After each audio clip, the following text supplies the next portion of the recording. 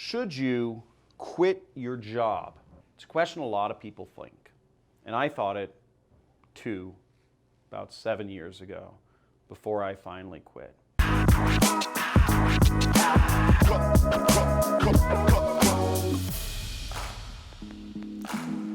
Now, the sad reality is that most people live lives of quiet desperation, spending a lot of their days going to work, driving, in a glass cage, driving back, sitting on their couch, watching TV, decompressing from the day, not liking their boss, not liking their job.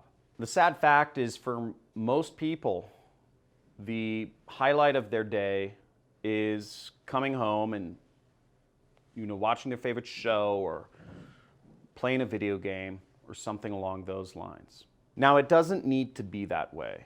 And if you look at your situation objectively, look at it and just assess where you are without the emotional component of it, without the pity, without the blame, without the regret. And look at where you actually are and figure out where you want to be, figure out your goals, and make a plan. Everything gets a lot easier when you have a plan to work towards it. And if you feel trapped, which I felt in my job, and you just remember what your plan is, remember your goals, and figure out your obstacles, you can overcome them. If you feel trapped, just focus on what your plan is and work towards it, even if it's just feels like chipping away at the Berlin Wall for a second. You keep doing it day by day. All of us have time each day. I remember when I was working a job, I felt utterly just trapped and contained. I was working for a boss I hated. I was working at an ad agency. I was unappreciated. I had a nice salary. I was making $6,000 per month. And at the time, when I was 22 or 23, that was a good amount of money to me, even living in LA. But I still felt trapped by my situation. I told myself I was too young to go higher, in the world or in my company. I thought I was too inexperienced.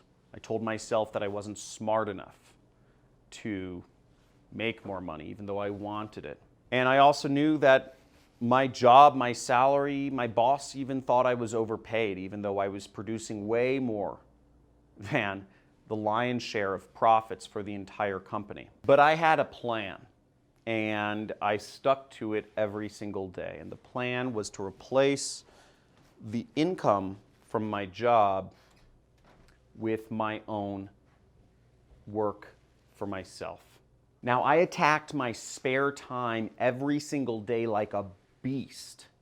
Every single second that I could spend working on my business, I attacked it with tenacity. I made sure that social media and that events and that friends and family and the obligations that all of your friends and family and associates and coworkers put on me would not hold me back, and I made sure I was always supremely focused with a tenacious, wolf-like hunger to use every spare second of my time to move myself towards what I believed my ultimate destiny was, which was working for myself, being able to be free to experience the world, to travel, which I ended up doing.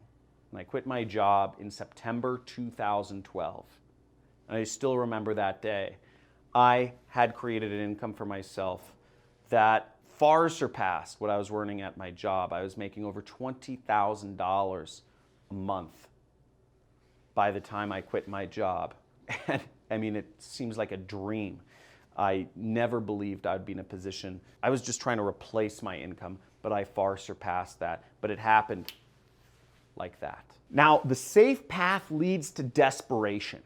The safe path, just waiting to get an opportunity or jumping around, whatever the safe path is, it leads to a life of quiet desperation. You have to take risks. You have to jump off the edge at some point. You have to make a decision of where do you want to be, and be real with yourself. Be truthful with yourself for a second and say, where do you actually want to end up? Because if you do not actually move towards your goals, nobody else is going to move towards your goals for you. Nobody else is going to make the hard decisions for you. The only person that can make the hard decisions is you. Now, it could be a job It could be a relationship. It could be a friend.